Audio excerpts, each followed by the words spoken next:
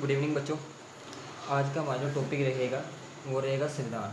संविधान के ऊपर हम कुछ एमसीक्यू डिस्कस करेंगे। उससे पहले कुछ एक दो जनरल क्वेश्चन है, वैसे तो सभी को आते होंगे, पर कई बार होता है कि जल्दबाजी में वो क्वेश्चन हम पेपर में गलत कर लेते हैं। क्वेश्चन क्या है? जो हमारा भारत का संविधान है, हमें पता है कि हमारे भारत का जो एक संविधान है वो एक लिखित यानी कि लिखित संविधान है और सबसे बड़ा संविधान है। वो जो संविधान है वो बन के कब तैयार हुआ? दो क्वेश्चन है, कब बना और कब लागू हुआ। तो हम बने की बात करें तो 26 नवंबर 1949, 26 नवंबर 1949 को हमारा जो भारत का संविधान है वो बन के तैयार हो गया था। पर लागू कब हुआ? 26 जनवरी 1950 को। कब लागू हुआ? 26 जनवरी 1950 को जो संविधान हमारा लागू हो गया था। मोस्टली जो बच्चे हैं इसी क्वेश्चन को कई बार जल्दबाजी में गलत कर देते हैं। हम 26 तो देख लेते हैं पर क्वेश्चन ये देखते नहीं क्या पूछा है कि बना या लागू हुआ। दोनों अलग अलग चीज़ें हैं कि कब बना और कब लागू हुआ, ये दोनों अलग अलग बातें हैं। कि बना यानी कि बन के तैयार हो गया था, पर इम्प्लीमेंट यानी कब लागू किया गया? 26 जनवरी 1950 को। और कितना टाइम लगा? 2 साल 11 महीने और 18 दिन। कितना टाइम लगा? 2 साल 11 महीने और 18 दिन का टाइम हमारा जो लगा। क्वेश्चन पे आते हैं हम। पहला क्वेश्चन है हमारा भारतीय संविधान। क्वेश्चन है भारतीय संविधान ਵਿੱਚ ਸ਼ੁਰੂ ਵਿੱਚ ਕਿੰਨੀਆਂ ਅਨੁਸੂਚੀਆਂ ਸਨ? ਮਤਲਬ ਆਪਣਾ ਭਾਰਤ ਦਾ ਸੰਵਿਧਾਨ ਬਣਿਆ, ਆਪਾਂ ਉਹਨੇ ਪਿੱਛੇ ਪੜ੍ਹਿਆ ਨਾ ਕਿ 26 ਜਨਵਰੀ 1950 ਨੂੰ ਭਾਰਤ ਦਾ ਸੰਵਿਧਾਨ ਜਿਹੜਾ ਲਾਗੂ ਕੀਤਾ, 26 ਜਨਵਰੀ 1950 ਨੂੰ ਲਾਗੂ ਕੀਤਾ ਗਿਆ ਤੇ 26 ਨਵੰਬਰ ਨੂੰ ਜਿਹੜਾ ਕਿ ਭਾਰਤ ਦਾ ਸੰਵਿਧਾਨ ਬਣ ਕੇ ਤਿਆਰ ਹੋ ਗਿਆ। ਜਿਹੜਾ ਭਾਰਤ ਦਾ ਸੰਵਿਧਾਨ ਬਣਿਆ ਉਸ ਵਿੱਚ ਸ਼ੁਰੂ ਵਿੱਚ ਕਿੰਨੀਆਂ ਅਨੁਸੂਚੀਆਂ ਸਨ? ਮਤਲਬ ਸ਼ੁਰੂ ਵਿੱਚ ਜਿਹੜਾ ਭਾਰਤ ਦਾ ਸੰਵਿਧਾਨ ਸੀ ਉਸ ਵਿੱਚ ਅਨੁਸੂਚੀਆਂ ਕਿੰਨੀਆਂ ਸੀ? ਆਪਸ਼ਨ A 6, B 8, C 10 या D 12। तो कितनी अनसूचियाँ सी? ऑप्शन A 6, B 8, C 10 या D 12। तो आंसर आएगा B 8। ਜੇ ਆਪਾਂ ਹੁਣ ਦੀ ਗੱਲ ਕਰੀਏ ਤਾਂ ਹੁਣ ਆਪਣੇ ਭਾਰਤੀ ਸੰਵਿਧਾਨ ਵਿੱਚ ਕਿੰਨੀਆਂ ਅਨਸੂਚੀਆਂ ਹਨ? ਮਤਲਬ ਐਟ ਪ੍ਰੈਜ਼ੈਂਟ ਹੁਣ ਦੀ ਗੱਲ ਕਰੀਏ ਤਾਂ ਆਪਣੇ ਸੰਵਿਧਾਨ ਵਿੱਚ ਕਿੰਨੀਆਂ ਹਨ? 12 ਅਨਸੂਚੀਆਂ। ਆਪਾਂ ਨੂੰ ਪਤਾ ਹੈ ਕਿ ਆਪਣਾ ਜਿਹੜਾ ਸੰਵਿਧਾਨ ਹੈ ਉਸ ਵਿੱਚ 395 ਧਾਰਾਵਾਂ, 395 ਧਾਰਾਵਾਂ ਤੇ 12 ਅਨਸੂਚੀਆਂ ਹਨ। ਸੂਚੀਆਂ ਹਨ। ਮਤਲਬ ਅੱਜ ਦੇ ਸੰਵਿਧਾਨ ਦੀ ਆਪਾਂ ਜੇ ਗੱਲ ਕਰੀਏ ਤਾਂ ਕਿੰਨੀਆਂ? 395 ਧਾਰਾਵਾਂ ਤੇ 12 ਅਨਸੂਚੀਆਂ ਹਨ। ਜੇ ਪਹਿਲਾਂ ਦੀ ਗੱਲ ਕਰੀਏ ਤਾਂ ਕਿੰਨੀਆਂ ਅਨਸੂਚੀਆਂ ਸੀ? 8 ਅਨਸੂਚੀਆਂ ਸੀ। ਠੀਕ ਹੈ, ਨੈਕਸਟ ਕੁਐਸਚਨ ਤੇ ਚੱਲਦੇ ਹਾਂ। ਮੌਲਿਕ ਅਧਿਕਾਰ ਸੰਵਿਧਾਨ ਦੇ ਕਿਹੜੇ ਭਾਗ ਵਿੱਚ ਸ਼ਾਮਿਲ ਹਨ? ਹੁਣ ਆਪਾਂ ਨੂੰ ਪਤਾ ਹੈ ਕਿ ਸੰਵਿਧਾਨ ਦੇ ਅਕੋਰਡਿੰਗ ਆਪਾਂ ਨੂੰ ਕੁਝ ਮੌਲਿਕ ਅਧਿਕਾਰ ਮਿਲੇ ਹਨ, ਜਿਵੇਂ ਸਮਾਨਤਾ ਦੇ ਅਧਿਕਾਰ, ਸੁਤੰਤਰਤਾ ਦੇ ਅਧਿਕਾਰ। ਮਤਲਬ ਆਪਾਂ ਨੂੰ ਸੁਤੰਤਰ ਅਧਿਕਾਰ, ਆਪਾਂ ਕਿਤੇ ਵੀ ਜਾ ਸਕਦੇ ਹਾਂ।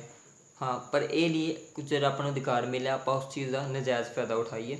ਇਹ ਕੁਛ ਜਿਹੜੇ ਕਿ ਬਾਊਂਡੇਸ਼ਨ ਵੀ ਲੱਗੀਆਂ ਹੁੰਦੀਆਂ, ਜਿਵੇਂ ਸੁਤੰਤਰ ਅਧਿਕਾਰ ਤਾਂ ਹੈਗਾ ਕਿ ਆਪਾਂ ਕਿਤੇ ਵੀ ਜਾ ਸਕਦੇ ਹਾਂ, ਪਰ ਇਹ ਨਹੀਂ ਹੈ ਕਿ ਆਪਾਂ ਇੱਕ ਕੰਟਰੀ ਤੋਂ ਦੂਸਰੀ ਕੰਟਰੀ ਜਾ ਬਿਨਾਂ ਜਿਹੜੇ ਕਿ ਲੀਗਲੀ ਜਾ ਸਕਦੇ ਹਾਂ। ਉਹਦੇ ਵਾਸਤੇ ਕਿ ਜਿਹੜੀ ਲੀਗਲਸ ਜਿਹੜੇ ਆ ਕੋਈ ਵੀ ਕਾਰਵਾਈ ਹੋਏਗੀ ਉਸ ਨੂੰ ਆਪਾਂ ਨੂੰ ਜਿਹੜਾ ਕਿ ਪੂਰਾ ਕਰਨਾ ਪਏਗਾ। ਚਲੋ ਕੁਐਸਚਨ ਹੈ ਕਿ ਮੌਲਿਕ ਅਧਿਕਾਰ ਸੰਵਿਧਾਨ ਦੇ ਕਿਹੜੇ ਭਾਗ ਵਿੱਚ ਸ਼ਾਮਿਲ ਹਨ? ਜਿਹੜਾ ਆਪਾਂ ਨੂੰ ਮੌਲਿਕ ਅਧਿਕਾਰ ਮਿਲੇ ਜਿਵੇਂ ਸਮਾਨਤਾ ਅਧਿਕਾਰ, ਸੁਤੰਤਰਤਾ ਅਧਿਕਾਰ, ਉਹ ਸੰਵਿਧਾਨ ਦੇ ਕਿਹੜੇ ਭਾਗ ਵਿੱਚ ਸ਼ਾਮਿਲ ਹਨ? ਤਾਂ ਆਪਸ਼ਨ ਹੈ A 1, B 3, C 5, D 7। Option A 1, B 3, C 5, D 7। ਤਾਂ ਕਿਹਦੇ ਵਿੱਚ ਸ਼ਾਮਿਲ ਹਨ? B 3 ਵਿੱਚ। ਕਿਹਦੇ ਵਿੱਚ ਸ਼ਾਮਿਲ ਹਨ? B 3 ਵਿੱਚ ਸ਼ਾਮਿਲ ਹਨ। ਜੇ ਆਪਾਂ ਗੱਲ ਕਰੀਏ ਭਾਗ 1 ਦੀ, ਭਾਗ 1 ਦੀ, ਤਾਂ ਇਸ ਵਿੱਚ ਕੀ ਹੈ? ਆਪਣੇ ਰਾਜ ਅਤੇ ਕੇਂਦਰ, ਰਾਜ ਅਤੇ ਕੇਂਦਰ ਸ਼ਾਸਿਤ ਪ੍ਰਦੇਸ਼ ਜਿਹੜੇ ਹੈਗੇ ਆ ਉਹਨਾਂ ਦਾ ਵੇਰਵਾ। ਜੇ ਭਾਗ 2 ਦੀ ਗੱਲ ਕਰੀਏ ਤਾਂ ਇਹਦੇ ਵਿੱਚ ਜਿਹੜੀ ਆਪਾਂ ਨੂੰ ਨਾਗਰਿਕਤਾ ਪ੍ਰਾਪਤ ਹੈ ਉਹਦਾ ਵੇਰਵਾ ਆਪਾਂ ਨੂੰ ਮਿਲਦਾ ਹੈ। ਅਤੇ ਭਾਗ 3 ਵਿੱਚ ਆਪਾਂ ਨੂੰ ਗੱਲ ਕਰਕੇ ਆਏ ਹਾਂ ਕਿ ਕਿੰਦਾ ਮੌਲਿਕ ਅਧਿਕਾਰ ਕੀ ਆਪਾਂ ਨੂੰ ਮਿਲਦਾ ਇਹਦੇ ਨਾਲ ਮੌਲਿਕ ਅਧਿਕਾਰ, ਯਾਨੀ ਕਿ ਭਾਗ 3 ਵਿੱਚ ਕੀ ਹੈ ਜਿਹੜੇ ਮੌਲਿਕ ਅਧਿਕਾਰ ਸ਼ਾਮਿਲ ਕੀਤੇ ਗਏ ਹਨ। ਕਿੰਨੇ ਵਿੱਚ ਕੀਤੇ ਗਏ ਹਨ? ਭਾਗ 3 ਵਿੱਚ ਮੌਲਿਕ ਅਧਿਕਾਰ ਸ਼ਾਮਿਲ ਕੀਤੇ ਗਏ ਹਨ। ਨੈਕਸਟ ਕੁਐਸਚਨ, ਮੌਲਿਕ ਅਧਿਕਾਰ ਕਿਹੜੇ ਅਨੁਛੇਦ ਵਿੱਚ ਹਨ? ਹੁਣ ਆਪਾਂ ਉੱਤੇ ਕੁਐਸਚਨ ਪੜ੍ਹਿਆ ਸੀ ਕਿ ਮੌਲਿਕ ਅਧਿਕਾਰ ਕਿਹੜੇ ਭਾਗ ਵਿੱਚ ਹਨ, ਹੁਣ ਆ ਗਿਆ ਕਿਹੜੇ ਅਨੁਛੇਦ ਯਾਨੀ ਕਿ ਕਿਹੜੇ ਆਰਟੀਕਲ ਵਿੱਚ ਸ਼ਾਮਿਲ ਹਨ। ਆਪਸ਼ਨ ਹੈ ਅਨੁਛੇਦ 5 ਤੋਂ 1, ਆਰਟੀਕਲ 5 ਤੋਂ 1, ਅਨੁਛੇਦ 12 ਤੋਂ 35 ਯਾਨੀ ਕਿ ਆਰਟੀਕਲ 12 ਤੋਂ 35, ਸੀ 35 ਤੋਂ 57 ਜਾਂ ਡੀ 51 ਤੋਂ 65। ਤਾਂ ਆਨਸਰ ਕੀ ਆਏਗਾ? ਬੀ 12 ਤੋਂ 35 ਯਾਨੀ ਕਿ 12 ਤੋਂ 35 ਜਿਹੜੇ ਹੈਗੇ ਆ ਆਪਾਂ ਨੂੰ ਮੌਲਿਕ ਅਧਿਕਾਰ ਦਿੱਤੇ ਗਏ ਹਨ। ਠੀਕ ਹੈ ਜੀ। ਨੈਕਸਟ ਕੁਐਸਚਨ, ਕਿਸ ਸੰਵਿਧਾਨ ਸੰਸ਼ੋਧਨ ਅਨੁਸਾਰ ਸੰਪत्ति ਦੇ ਅਧਿਕਾਰ ਨੂੰ ਹਟਾਇਆ ਗਿਆ? ਮਤਲਬ ਕਿਹੜਾ ਸੰਵਿਧਾਨ ਦਾ ਸੰਸ਼ੋਧਨ ਸੀ ਜਿਸ ਦੁਆਰਾ ਕਿ ਸੰਪत्ति ਦੇ ਅਧਿਕਾਰ ਨੂੰ ਹਟਾ ਦਿੱਤਾ ਗਿਆ? ਮਤਲਬ ਪਹਿਲਾਂ ਕੀ ਜਿਹੜਾ ਕਿ ਸੰਪत्ति ਦਾ ਅਧਿਕਾਰ ਵੀ ਮੌਲਿਕ ਅਧਿਕਾਰ ਵਿੱਚ ਸ਼ਾਮਿਲ ਸੀ, ਪਰ ਉਸ ਵਿੱਚ ਕੁਝ ਸੰਸ਼ੋਧਨ ਕਰਕੇ ਕੀ ਹੈ ਉਸ ਨੂੰ ਹਟਾ ਦਿੱਤਾ ਗਿਆ। ਤਾਂ ਉਹੀ ਕੁਐਸਚਨ ਪੁੱਛਿਆ ਗਿਆ ਕਿ ਕਿਹੜੇ ਸੰਵਿਧਾਨ ਸੰਸ਼ੋਧਨ ਦੁਆਰਾ ਜਿਹੜਾ ਕਿ ਸੰਪत्ति ਦਾ ਅਧਿਕਾਰ ਹਟਾ ਦਿੱਤਾ ਗਿਆ ਸੀ। ਆਪਸ਼ਨ ਹੈ ਏ 40ਵੇਂ, ਬੀ 42ਵੇਂ ਸੰਸ਼ੋਧਨ, ਸੀ 44ਵੇਂ ਸੰਸ਼ੋਧਨ ਜਾਂ ਡੀ 46ਵੇਂ ਸੰਸ਼ੋਧਨ। ਆਪਸ਼ਨ ਏ 40ਵੇਂ ਸੰਸ਼ੋਧਨ, ਬੀ 44ਵੇਂ ਸੰਸ਼ੋਧਨ, ਬੀ 42ਵੇਂ ਸੰਸ਼ੋਧਨ, ਸੀ 44ਵੇਂ ਸੰਸ਼ੋਧਨ ਜਾਂ ਡੀ 46ਵੇਂ ਸੰਸ਼ੋਧਨ। ਤਾਂ ਆਨਸਰ ਕੀ ਆਏਗਾ? ਸੀ 44ਵੇਂ ਸੰਸ਼ੋਧਨ। ਮਤਲਬ ਜਿਹੜਾ ਸੰਪत्ति ਦਾ ਅਧਿਕਾਰ ਸੀ ਉਹ ਹਟਾ ਕੇ ਸੰਸ਼ੋਧਨ ਕਰਕੇ ਕਿਹੜਾ ਸੀ 44ਵਾਂ ਸੰਸ਼ੋਧਨ, ਉਹਨੂੰ ਕੀ ਹੈ ਸੰਪत्ति ਅਧਿਕਾਰ ਨੂੰ ਮੌਲਿਕ ਅਧਿਕਾਰ ਵਿੱਚੋਂ ਖਤਮ ਕਰ ਦਿੱਤਾ ਗਿਆ। ਪਹਿਲਾਂ ਮੌਲਿਕ ਅਧਿਕਾਰ ਸੀ, ਉਸ ਤੋਂ ਬਾਅਦ ਕੀ ਹੈ ਇਸ ਨੂੰ ਖਤਮ ਕਰਕੇ ਇੱਕ 44ਵੇਂ ਸੰਸ਼ੋਧਨ ਇੱਕ ਸਧਾਰਨ ਅਧਿਕਾਰ ਜਿਹੜਾ ਕਿ ਬਣਾ ਦਿੱਤਾ ਗਿਆ। ਠੀਕ ਹੈ ਜੀ। ਨੈਕਸਟ ਕੁਐਸਚਨ, ਸੰਵਿਧਾਨ ਦਾ ਮੈਗਨਾ ਕਾਰਟਾ ਕਿਸ ਨੂੰ ਕਿਹਾ ਜਾਂਦਾ ਹੈ? ਜਿਹੜਾ ਆਪਣਾ ਸੰਵਿਧਾਨ ਹੈ ਉਸ ਦਾ ਜਿਹੜਾ ਮੈਗਨਾ ਕਾਰਟਾ ਹੈ ਉਹ ਕਿਸ ਨੂੰ ਕਿਹਾ ਜਾਂਦਾ ਹੈ? ਏ ਮੌਲਿਕ ਕਰਤੱਵ, ਬੀ ਰਾਸ਼ਟਰਪਤੀ, ਸੀ ਮੌਲਿਕ ਅਧਿਕਾਰ ਜਾਂ ਡੀ ਪ੍ਰਧਾਨ ਮੰਤਰੀ। ਜਿਹੜਾ ਸੰਵਿਧਾਨ ਦਾ ਮੈਗਨਾ ਕਾਰਟਾ ਹੈ ਉਹ ਕਿਸ ਨੂੰ ਕਿਹਾ ਜਾਂਦਾ ਹੈ? ਸੀ ਆਪਸ਼ਨ ਮੌਲਿਕ ਅਧਿਕਾਰ। ਜਿਹੜਾ ਮੌਲਿਕ ਅਧਿਕਾਰ ਹੈ ਉਸ ਨੂੰ ਆਪਣਾ ਸੰਵਿਧਾਨ ਦਾ ਮੈਗਨਾ ਕਾਰਟਾ ਕਹਾਂਗੇ। ਅੱਗੋਂ ਹੈਗਾ ਭਾਰਤ ਦੀ ਸੰਸਦੀ ਸ਼ਾਸਨ ਪ੍ਰਣਾਲੀ ਕਿਸ ਦੇਸ਼ ਤੋਂ ਲਈ ਗਈ ਹੈ? ਆਪਾਂ ਨੂੰ ਪਤਾ ਹੈ ਕਿ ਆਪਣਾ ਜਿਹੜਾ ਭਾਰਤ ਦਾ ਸੰਵਿਧਾਨ ਹੈ ਉਹ ਅਲੱਗ-ਅਲੱਗ ਦੇਸ਼ਾਂ ਦੇ ਸੰਵਿਧਾਨ ਤੋਂ ਮਿਲ ਕੇ ਬਣਿਆ ਹੈ। ਮਤਲਬ ਜਿਹੜੇ ਦੇਸ਼ਾਂ ਦਾ ਕੋਈ ਜਿਹੜੀਆਂ ਵਧੀਆ ਗੱਲਾਂ ਸੀ ਉਹ ਆਪਾਂ ਦੇ ਸੰਵਿਧਾਨ ਵਿੱਚ ਸ਼ਾਮਿਲ ਕੀਤੀਆਂ। ਅਤੇ ਉਹੀ ਕੁਐਸਚਨ ਪੁੱਛਿਆ ਉਹਨਾਂ ਨੇ ਕਿ ਭਾਰਤ ਦੀ ਸੰਸਦੀ ਸ਼ਾਸਨ ਪ੍ਰਣਾਲੀ ਮਤਲਬ ਜਿਹੜਾ ਆਪਣਾ ਭਾਰਤ ਹੈ, ਆਪਾਂ ਨੂੰ ਪਤਾ ਹੈ ਕਿ ਭਾਰਤ ਦੀ ਜਿਹੜੀ ਸ਼ਾਸਨ ਪ੍ਰਣਾਲੀ ਹੈ ਉਹ ਕੀ ਹੈ ਸੰਸਦੀ ਸ਼ਾਸਨ ਪ੍ਰਣਾਲੀ ਹੈ। ਇਸ ਕਰਕੇ ਕੁਐਸਚਨ ਪੁੱਛਿਆ ਗਿਆ ਕਿ ਭਾਰਤ ਦੀ ਜਿਹੜੀ ਸੰਸਦੀ ਸ਼ਾਸਨ ਪ੍ਰਣਾਲੀ ਕਿਸ ਦੇਸ਼ ਤੋਂ ਲਈ ਗਈ ਹੈ, ਮਤਲਬ ਕਿਹੜੇ ਦੇਸ਼ ਤੋਂ ਜਿਹੜੀ ਕੀ ਹੈ ਇਹ ਜਿਹੜੀ ਸੰਸਦੀ ਪ੍ਰਣਾਲੀ ਲਈ ਗਈ ਹੈ। ਤਾਂ ਆਨਸਰ ਕੀ ਹੈ? ਆਪਸ਼ਨ ਹੈ ਸੰਯੁਕਤ ਰਾਜ ਅਮਰੀਕਾ, ਇੰਗਲੈਂਡ, ਕੈਨੇਡਾ ਜਾਂ ਜਰਮਨ। ਕਿਹਨਾਂ ਤੋਂ ਲਈ ਗਈ ਹੈ? ਸੰਯੁਕਤ ਰਾਜ ਅਮਰੀਕਾ, ਕੈਨੇਡਾ, ਇੰਗਲੈਂਡ ਜਾਂ ਜਰਮਨ। ਤਾਂ ਆਨਸਰ ਆਏਗਾ ਇੰਗਲੈਂਡ। ਕਿਹਨਾਂ ਤੋਂ ਲਈ ਗਈ ਆਪਣੀ ਜਿਹੜੀ ਕਿ ਸੰਸਦੀ ਸ਼ਾਸਨ ਪ੍ਰਣਾਲੀ? ਇੰਗਲੈਂਡ ਤੋਂ ਲਈ ਗਈ ਹੈ। ਆਪਾਂ ਜੇ ਦੇਖੀਏ ਇਹ ਆਪਾਂ ਕ੍ਰਿਕਟ ਗਰਾਊਂਡ ਦੇਖਿਆ ਹੈਗਾ। ਕ੍ਰਿਕਟ ਗਰਾਊਂਡ ਕੀ ਹੈ ਥੋੜ੍ਹਾ ਜਿਹਾ ਇਸ ਸ਼ੇਪ ਦਾ ਬਣਿਆ ਹੁੰਦਾ, ਮਤਲਬ ਰਾਊਂਡ ਸ਼ੇਪ ਦਾ, ਪੂਰਾ ਰਾਊਂਡ ਨਹੀਂ ਹੁੰਦਾ। ਉਵੇਂ ਜਿਹੜੀ ਆਪਣੀ ਸੰਸਦ ਹੈ ਯਾਨੀ ਕਿ ਸੰਸਦ ਦੇਖੀ ਹੋਏਗੀ ਉਹ ਵੀ ਕੀ ਹੈ ਰਾਊਂਡ ਸ਼ੇਪ ਦੀ ਬਣੀ ਹੁੰਦੀ ਹੈ। ਅਤੇ ਆਪਾਂ ਜੇ ਕ੍ਰਿਕਟ ਦੀ ਆਪਾਂ ਕੋਲੇਟ ਕਰੀਏ, ਕ੍ਰਿਕਟ ਦਾ ਜਨਮਦਾਤਾ ਕੌਣ ਹੈ? ਇੰਗਲੈਂਡ। ਯਾਨੀ ਕਿ ਸੰਸਦ ਕ੍ਰਿਕਟ ਗਰਾਊਂਡ ਤਾਂ ਯਾਨੀ ਕਿ ਸੰਸਦ ਤੋਂ ਜਿਹੜੀ ਸੰਸਦੀ ਸ਼ਾਸਨ ਪ੍ਰਣਾਲੀ ਹੈ ਉਹ ਕਿੱਥੋਂ ਲਈ ਹੈ? ਆਪਾਂ ਇੰਗਲੈਂਡ ਤੋਂ ਲਈ ਗਈ ਹੈ। ਕਿੱਥੋਂ ਲਈ ਹੈ? ਇੰਗਲੈਂਡ ਤੋਂ ਲਈ ਗਈ ਹੈ। ਹਾਂਜੀ, ਨੈਕਸਟ ਕੁਐਸਚਨ ਦੀ ਆਪਾਂ ਗੱਲ ਕਰੀਏ ਤਾਂ ਨੈਕਸਟ ਕੁਐਸਚਨ, ਕਿਸ ਅਨੁਛੇਦ ਦੁਆਰਾ ਛੂਤ ਛਾਤ ਨੂੰ ਖਤਮ ਕਰ ਦਿੱਤਾ ਗਿਆ? ਮਤਲਬ ਕਿਹੜਾ ਆਰਟੀਕਲ ਸੀ ਜਿਸ ਦੁਆਰਾ ਕੀ ਹੈ ਛੂਤ ਛਾਤ ਨੂੰ ਖਤਮ ਕਰ ਦਿੱਤਾ ਗਿਆ? ਛੂਤ ਛਾਤ ਯਾਨੀ ਕਿ ਅਨਟੱਚੇਬਿਲਟੀ।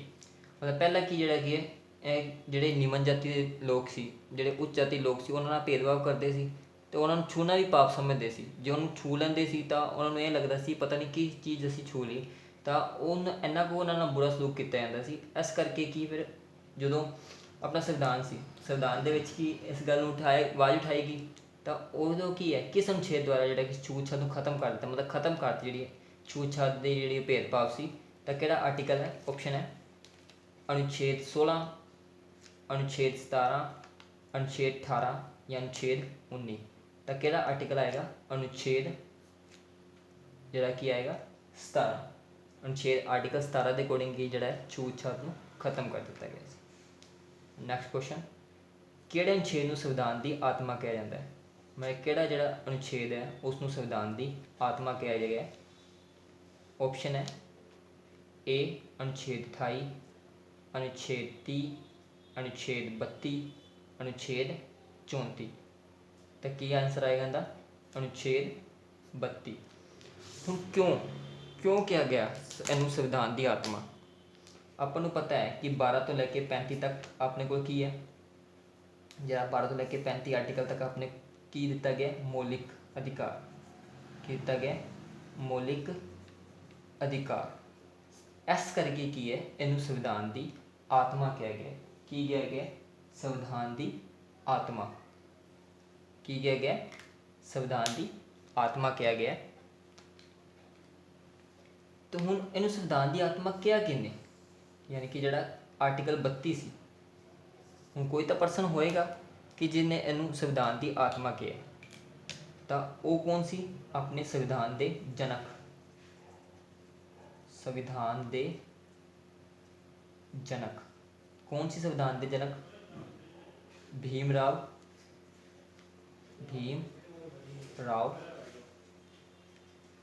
ਅੰਬੇਦਕਰ। ਭੀਮ ਰਾਓ ਅੰਬੇਦਕਰ। ਉਹਨਾਂ ਨੇ ਕੀ ਕਿਹਾ ਸੀ ਇਹਨੂੰ?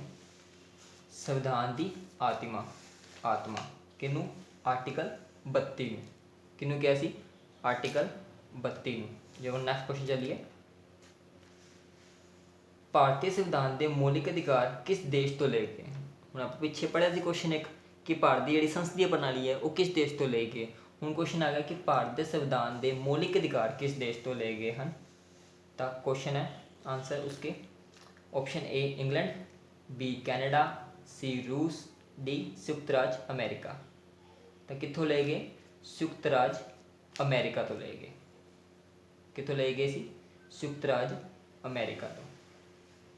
उस तो बाद संविधान सभा की स्थापना कदों हुई? मेरी संविधान सभा बनी उसकी स्थापना कदों हुई? आपां नूं पता है कि कोई भी चीज़ जो बनती है उनके वास्ते एक पूरा फ्रेमवर्क होता है, मतलब एक पूरी जी की कमेटी बनती है, एक पूरा की है जोड़ा मैंबरस होंगे।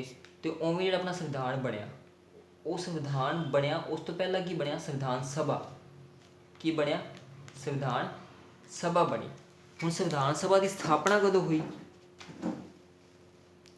10 जून 1946, 9 दिसंबर 1946, 26 नवंबर 1949, 26 जनवरी 1949। तक कदों बनी? 9 दिसंबर 1946। कदों बने? संविधान सभा की स्थापना कदों हुई? 9 दिसंबर 1946। हाँ जी, ना अपन पता है कि कदों बनी? 9 दिसंबर 1946 में संविधान सभा की स्थापना हुई। जो संविधान सभा की स्थापना हुई तो इस दे अस्थाई मतलब परमानेंट नहीं, अस्थाई मैंबर सब तो पहला किनू बनाया गया?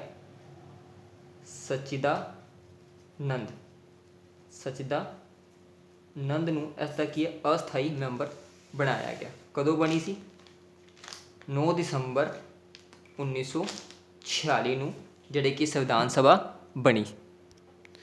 हाँ जी, आप एक पिछे क्वेश्चन किया सी कि कदों जिहड़ा कि है संपत्ति का अधिकार किहड़े जिहड़ा कि आर्टिकल, क्वेश्चन देखते आप क्वेश्चन किया सी आपां किहड़ा क्वेश्चन किया सी कि किस संविधान संशोधन अनुसार संपत्ति के अधिकार नूं हटाया गया।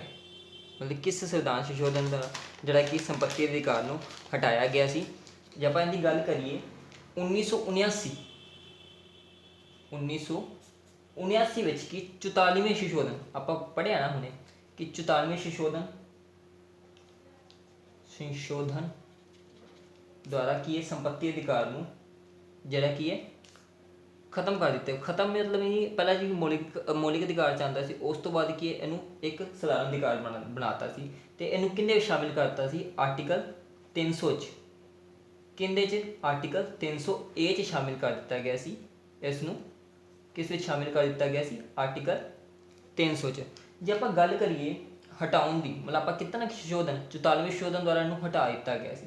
ਦੋ ਗੱਲਾਂ ਹੁੰਦੀਆਂ, ਇੱਕ ਹੁੰਦਾ ਹਟਾਉਣਾ ਅਤੇ ਇੱਕ ਹੋਏਗਾ, ਇੱਕ ਤਾਂ ਹੋ ਗਿਆ ਹਟਾਉਣਾ, ਠੀਕ ਹੈ, ਅਤੇ ਦੂਸਰਾ ਹੋਏਗਾ ਜੋੜਨਾ। ਹੁਣ ਆਪਾਂ ਕਈ ਵਾਰ ਪੜ੍ਹਦੇ ਹਾਂ ਕਿ ਕਿਹੜੇ ਸੰਵਿਧਾਨ, ਕਿਹੜੇ ਜਿਹੜਾ ਕਿ ਸੰਸ਼ੋਧਨ ਦੁਆਰਾ ਜੋੜਿਆ ਗਿਆ ਜਾਂ ਕਿਹੜੇ ਸੰਸ਼ੋਧਨ ਦੁਆਰਾ ਹਟਾਇਆ ਗਿਆ। ਜੇ ਆਪਾਂ ਇਸ ਗੱਲ ਦੀ ਗੱਲ ਕਰੀਏ, ਜਿਹੜਾ ਕਿ ਹਟਾਇਆ ਗਿਆ ਯਾਨੀ ਕਿ ਉਹ ਹੋਏਗਾ ਹਮੇਸ਼ਾ 44ਵੇਂ ਸੰਸ਼ੋਧਨ ਦੁਆਰਾ। 44ਵੇਂ ਸੰਸ਼ੋਧਨ ਆਪਾਂ ਕੋਈ ਵੀ ਚੀਜ਼ ਜਿਹੜੀ ਕਿ ਸੰਵਿਧਾਨ 'ਚ ਹਟਾਉਂਦੇ ਹਾਂ, ਅਤੇ 42ਵੇਂ ਸੰਸ਼ੋਧਨ ਦੁਆਰਾ ਆਪਾਂ ਜਿਹੜਾ ਕੀ ਹੈ ਜਮ੍ਹਾਂ ਕਰਦੇ ਹਾਂ ਯਾਨੀ ਕਿ ਜੋੜਦੇ ਹਾਂ, ਠੀਕ ਹੈ।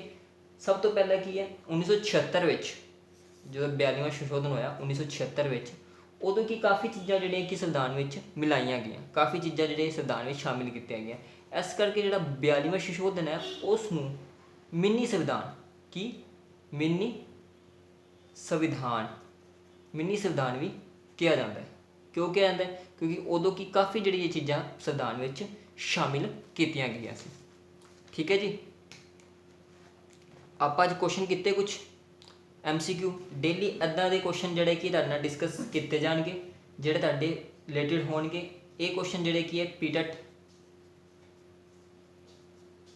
CTET और ETT ਸੈਕਿੰਡ ਪੇਪਰ,